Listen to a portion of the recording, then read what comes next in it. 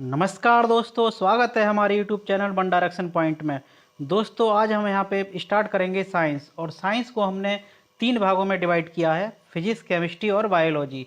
और ये जो हमारी साइंस की क्लासें हैं ये पैट परीक्षा की दृष्टि से बहुत ही ज़्यादा महत्वपूर्ण है। साथ ही अन्य कई वनडे एग्जाम की दृष्टि से भी ये वीडियो बहुत ही ज़्यादा कारगर साबित होने वाली है। तो आइए देर ना करते हुए शुरू करते हैं आज की क्लास। सबसे पहले हम यहाँ पे देखेंगे फिजिक्स का सेक्शन। ठीक है, फिजिक्स में भी हम सबसे पहले राशियों के बारे में चर्चा करेंगे। तो आइए करते हैं शुरुआत। सबसे पहले है भौतिक राशियां और मापन। ठीक है, अगर हम भौतिक राशियों की बात करें, ठीक है, तो किसी द्रव्य की सही स्थिति या उचित मात्रा की स्थिति या किसी परिघटना की सटीक व्याख्या करने के लिए जिन पदों का प्रयोग किया जाता है उन्हें हम भौतिक राशियां कहते हैं। ठीक है, मतलब किसी भी द्रव्य की सही स्थिति या मात्रा की स्थिति को जानने के लिए जिन राशियों का या जिन पदों का प्रयोग किया जाता है उन्हें हम भौतिक राशियाँ कहते हैं। और ये भौतिक राशियाँ 2 प्रकार की होती हैं। पहली हैं अदिश राशियाँ, ठीक है, पहली हैं अदिश राशियाँ और दूसरी है सदिश राशियाँ। अगर हम अदिश राशियों की बात करें, जैसे कि इसके नाम से पता चल रहा है कि वे भौतिक राशियाँ जिन्हें व्यक्त करने के लिए केवल परिमाण यानी मैग्नीट्यूड की आवश्यकता होती है और दिशा यानी डायरेक्शन की आवश्यकता नहीं होती, उन्हें हम अदिश राशियाँ कहते हैं। ठीक है, उन्हें कौन सी राशियाँ कहते हैं? अदिश राशियाँ। अंग्रेजी में बोलते हैं स्केलर क्वांटिटीज। ठीक है, इन राशियों के साथ कोई दिशा नहीं होती। ठीक है, इनमें कोई भी डायरेक्शन या दिशा नहीं होती, इसीलिए इनका नाम अदिश राशियाँ दिया गया है। ये जोड़ के त्रिभुज नियम का पालन नहीं करती। ठीक है, ये जोड़ का जो त्रिभुज नियम होता है उसका पालन नहीं करती। आइए नेक्स्ट देखते हैं। नेक्स्ट हमारा इसकी ट्रिक है उस आर्द्रता को चाबी दो। यहाँ पे मतलब अदिश राशियाँ कौन कौन सी होती हैं? सबसे पहले ऊर्जा, फिर समय, फिर आयतन, फिर द्रव्यमान, फिर कार्य, फिर चाल, फिर विद्युत धारा और दाब और दूरी। ये जो भौतिक राशियाँ हैं इनको मापने में दिशा की आवश्यकता नहीं होती, इसीलिए इन्हें अदिश राशियों के अंतर्गत रखा गया है। नेक्स्ट देखते हैं। नेक्स्ट है हमारा सदिश राशियाँ। ठीक है, यानी वेक्टर क्वांटिटीज। वे भौतिक राशियाँ जिन्हें व्यक्त करने के लिए परिमाण के साथ साथ दिशा की भी आवश्यकता होती है, क्योंकि इनमें मैग्नीट्यूड की तो आवश्यकता होती है, साथ में डायरेक्शन की भी आवश्यकता होती है, इसीलिए इन्हें सदिश राशियाँ कहा जाता है। ठीक है,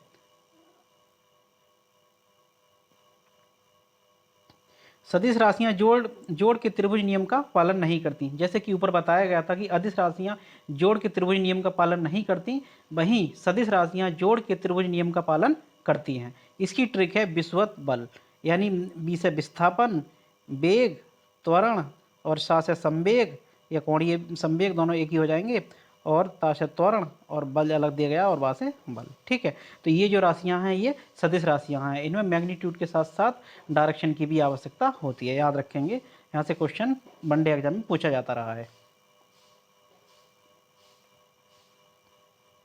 नेक्स्ट देखते हैं।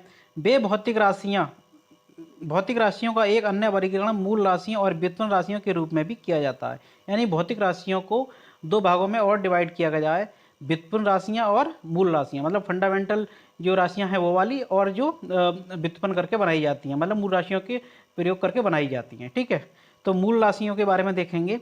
वे भौतिक राशियां जिन्हें व्यक्त करने के लिए अन्य भौतिक राशियों की जरूरत नहीं पड़ती, अर्थात स्वतंत्र होती हैं, ये अपने आप में इंडिपेंडेंट होती हैं। मतलब ऐसी राशियाँ जिन्हें व्यक्त करने के लिए अन्य भौतिक राशियों की जरूरत नहीं पड़ती, ये अपने आप में स्वतंत्र या इंडिपेंडेंट होती हैं। जैसे उदाहरण के तौर पर अगर हम बात करें तो दूरी, समय, द्रव्यमान आदि। मतलब ये ऐसी राशियाँ हैं, ये अपने आप में मूल राशियाँ ही हैं, क्योंकि इनको डिनोट करने के लिए हमें अन्य राशियों की जरूरत नहीं पड़ती, इसलिए हम इन्हें मूल राशियाँ कह रहे हैं। ठीक है, नेक्स्ट देखते हैं। नेक्स्ट है हमारा व्युत्पन्न राशियाँ। ठीक है, वे भौतिक राशियाँ जो एक या एक से अधिक मूल राशियों पर निर्भर होती हैं। यानी व्युत्पन्न राशियाँ एक या एक से अधिक राशियों के प्रयोग करके बनाई जाती हैं, मतलब उनसे व्युत्पन्न की जाती हैं, इसीलिए इनका नाम व्युत्पन्न राशियाँ दिया गया है। ठीक है, और ये कई सारी मूल राशियों पर डिपेंड करती हैं। जैसे अगर हम बात करें चाल, तो चाल बराबर होता है दूरी बटे समय, क्योंकि चाल जो डिपेंड कर रही है वो दूरी पर डिपेंड कर रही है और समय पर डिपेंड कर रही है। ठीक है, ये इसलिए ये व्युत्पन्न राशि के अंतर्गत रखी गई है। नेक्स्ट देखते हैं। नेक्स्ट है कई सारी राशि, बहुत सारी राशियां और उनके मात्रक, क्योंकि कई बार सीधा सीधा परीक्षा में क्वेश्चन पूछा जाता है कि कोई राशि दे दी जाती है और उसका मात्रक पूछा जाता है। तो सबसे पहले हम यहाँ पे देखेंगे क्षेत्रफल। ठीक है, अगर हम क्षेत्रफल की बात करें तो क्षेत्रफल जो होता है वो लंबाई गुणा चौड़ाई होता है। और जब यहाँ से हम इसके मात्रक को ड्राइव करने की कोशिश करेंगे तो लंबाई का मात्रक मीटर हो जाएगा और चौड़ाई का मात्रक भी मीटर हो जाएगा, और मीटर से जब गुणा होगी तो ये मीटर स्क्वायर आ जाएगा। इस तरह से ये बना ली जाती हैं। ठीक है, वहीं अगर हम आयतन के बारे में देखें तो आयतन का जो फॉर्मूला होता है लंबाई गुणा चौड़ाई गुणा ऊंचाई होता है, इसलिए इसका जो मात्रक हो जाएगा मीटर की घात 3 या मीटर क्यूब हो जाएगा। नेक्स्ट है हमारा डेंसिटी यानी घनत्व। जो घनत्व होता है वो द्रव्यमान बटे आयतन होता है। तो द्रव्यमान का जो मात्रक होता है वो किलोग्राम होता है और आयतन का मात्रक हमने ऊपर चर्चा किया था वो होता है मीटर क्यूब। तो इसका जो मात्रक हो जाएगा किलोग्राम अपॉन मीटर क्यूब। ठीक है, आगे देखते हैं। अगला है हमारा वेलोसिटी यानी वेग। वेग जो होता है वो विस्थापन बटे समय होता है, और विस्थापन का मात्रक क्या होता है, मीटर होता है, क्योंकि विस्थापन और दूरी लगभग एक ही है, केवल इसमें दिशा का अंतर होता है। ठीक है, तो विस्थापन का मात्रक मीटर और समय का मात्रक सेकंड, तो वेग का मात्रक हो जाएगा मीटर प्रति सेकंड। ठीक है, आगे देखते हैं। नेक्स्ट है हमारा एक्सेलरेशन यानी त्वरण। त्वरण को देखें तो जो त्वरण होता है वो वेग परिवर्तन होता है, मतलब change in velocity upon time. तो चेंज इन वेलोसिटी मतलब वेग में परिवर्तन जो होता है वो मीटर प्रति सेकंड होता है, और नीचे समय है तो सेकंड। जब हम इसको कैलकुलेट करेंगे तो ये आएगा मीटर प्रति सेकंड स्क्वायर। क्या आएगा, मीटर प्रति सेकंड स्क्वायर। आइए आगे बढ़ते हैं। अगला है हमारा संवेग। संवेग की बात करें तो ये होता है द्रव्यमान गुणा वेग। ठीक है, तो द्रव्यमान का जो मात्रक होता है किलोग्राम इंटू मीटर होता है, सॉरी किलोग्राम होता है, और वहीं वेग का मात्रक होता है मीटर पर सेकंड। तो इसका जो मात्रक हो जाएगा किलोग्राम इंटू मीटर प्रति सेकंड। ठीक है, अगला है हमारा फोर्स यानी बल। तो बल बराबर होता है द्रव्यमान गुणा त्वरण, यानी कि मास इंटू एक्सेलरेशन। तो इसका जो मात्रक यहाँ से बनेगा वो बनेगा किलोग्राम इंटू मीटर प्रति second square. Kilogram into metre प्रति सेकंड स्क्वायर याद रखेंगे। ठीक है, अगला है हमारा कार्य वर्ग। ये बहुत ही ज़्यादा महत्वपूर्ण है, ये कई परीक्षाओं में पूछा भी जाता रहा है। अभी जो पीछे पीसीएस की प्रारंभिक परीक्षा हुई थी तो वहाँ पे ये मात्रक पूछा गया था, और यहाँ पे स्टूडेंट कन्फ्यूज हो जाते हैं कि जो जूल जो मात्रक होता है वो कार्य का भी होता है और ऊर्जा का भी होता है। तो यहाँ पे इसके बारे में देखेंगे हम। तो कार्य का बराबर होता है बल गुणा विस्थापन। तो इसका जो मात्रक यहाँ से निकल के आएगा वो आएगा joule into metre, sorry newton into metre. और कार्य का एक अन्य मात्रक जूल भी होता है। ठीक है, याद रखेंगे इसको। नेक्स्ट हमारा ऊर्जा का मात्रक भी जूल होता है। ठीक है, ऊर्जा का मात्रक भी क्या होता है, जूल होता है। यहाँ पे बहुत ज़्यादा माइनर सा डिफरेंस होता है, इसको याद रखेंगे, कन्फ्यूज मत होना। ठीक है, अगला है हमारा शक्ति या सामर्थ्य। ठीक है, पावर जिसे हम बोलते हैं। तो इसके बराबर सामर्थ्य बराबर होता है कार्य अपॉन समय। तो कार्य का मात्रक होता है जूल पर सेकंड, और समय का सॉरी शक्ति सामर्थ्य का जो मात्रक हो जाएगा जूल पर सेकंड। ठीक है, या फिर या वाट, या तो हम जूल पर सेकंड बोलते हैं या वाट बोल सकते हैं। ठीक है,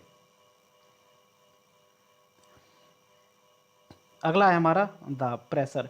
प्रेशर जो होता है वो बल बटे क्षेत्रफल होता है। तो इसका जो मात्रक यहाँ से बनेगा वो न्यूटन प्रति मीटर स्क्वायर। और दाब का एक दूसरा मात्रक भी होता है जिसे हम बोलते हैं पास्कल। ये महत्वपूर्ण है, ये पिछले कई परीक्षाओं में पूछा जाता रहा है कि पास्कल किसका मात्रक होता है। तो कन्फ्यूज मत होना, जो पास्कल होता है वो दाब का मात्रक होता है। ठीक है, आइए आगे बढ़ते हैं। अगला है अन्न तत्व। मतलब कुछ हमें यहाँ पे जो दी गई हैं यूनिट्स दी गई हैं और उनके बराबर दे रहे हैं कि इनके बराबर उनकी मैग्नीट्यूड क्या होता है या परिमाण क्या होता है। जैसे अगर हम बात करें डेसीमीटर की, तो डेसीमीटर होता है वो 10⁻⁻1 होता है। सेंटीमीटर बोलें तो 10⁻−2 होता है। अगर फ्रेंड्स इसको निकालें तो ये इसको इस तरह से निकालेंगे, क्योंकि 1 मीटर में 100 सेंटीमीटर होता है। ठीक है, तो जब हम इसको लिखेंगे अगर तो 1/100 लिखेंगे। ठीक है, और ये 100 को हम लिख सकते हैं 10 गुणा 10 यानी 10⁻²। जब ये ऊपर जाएगा तो यहाँ से बन जाएगा 10⁻²। इस तरह से ये सारी राशियाँ यहाँ पे निकाली गई हैं।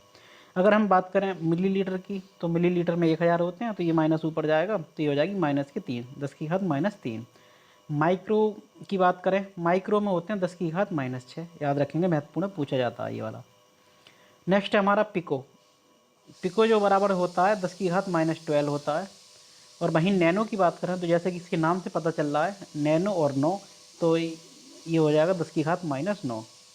और वहीं अगर हम डेका की बात करें तो ये राशियाँ थोड़ी बड़ी होती हैं, तो इसमें जो घात होगी वो पॉजिटिव में होगी। तो डेका बराबर होता है 10 की घात 1, और वहीं हेक्टो बराबर होता है 10 की घात 2, वहीं किलो बराबर होता है 10 की घात 3, और वहीं अगर मेगा बराबर होता है 10 की घात 6, ठीक है।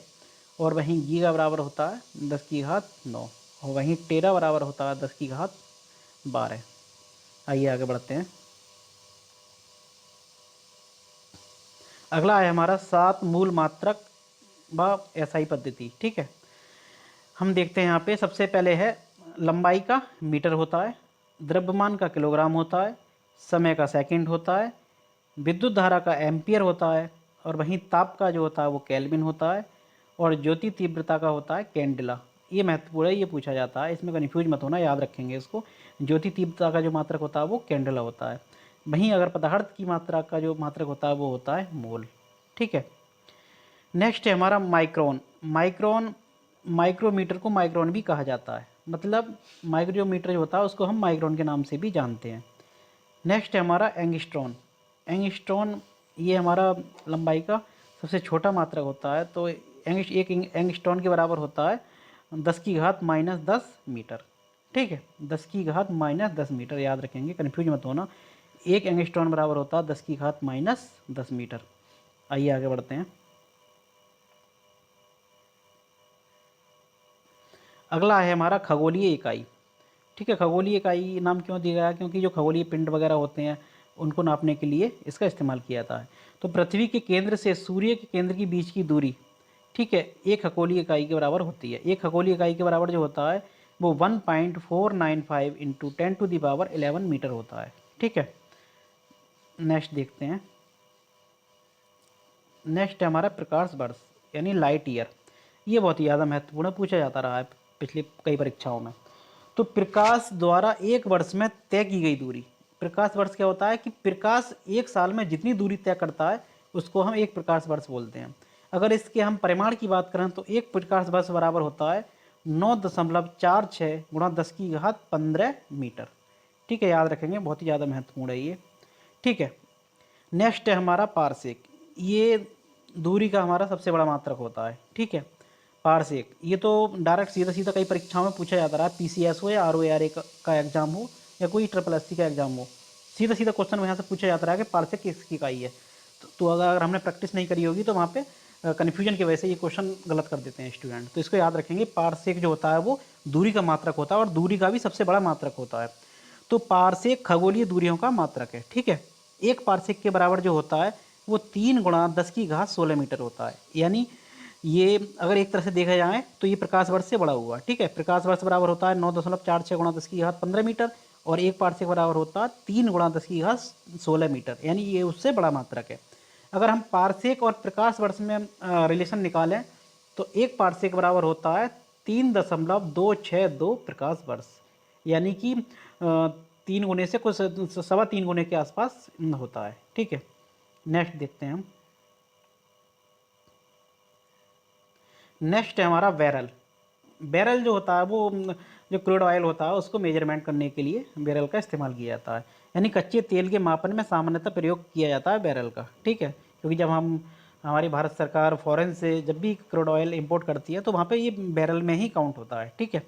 अगर हम देखें बैरल, तो एक बैरल बराबर जो होता है वो 159 लीटर के बराबर होता है, ठीक है, याद रखेंगे इसको। नेक्स्ट है हमारा अडॉप्शन।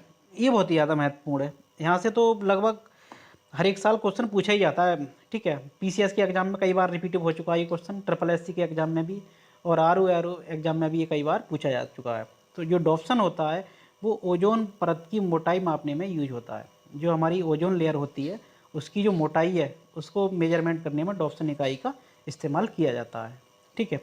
नेक्स्ट है हमारा क्यूसेक। ये जो क्यूसेक होता है वो प्रवाह मापने की इकाई है। जब भी किसी डैम वगैरह से वाटर छोड़ा जाता है तो वहाँ पे इसको क्यूसेक से मेजरमेंट किया जाता है कि इतना क्यूसेक वाटर वहाँ से छोड़ा गया, ठीक है। नेक्स्ट है हमारा वार। अगर हम वार की बात करें तो ये वायुमंडलीय दाब को मापने में इस्तेमाल किया जाता है। ठीक है। नेक्स्ट है हमारा हॉर्स पावर। हॉर्स पावर जो होता है वो शक्ति का मात्रक होता है। इसमें जो पावर होती है उसका मेजरमेंट किया जाता है। अगर हम हॉर्स के बारे में बात करें तो एक हॉर्स पावर बराबर यानी 1 HP बराबर होता है 746 वाट के बराबर। मतलब एक हॉर्स पावर जो होता है वो 746 वाट के बराबर होता है। नेक्स्ट हमारा किलोवाट घंटा। किलोवाट घंटा बराबर होता है 3.6 मेगा जूल, यानी 3.6 गुणा 10 की घात 6 जूल। ठीक है। नेक्स्ट है हमारा मैक।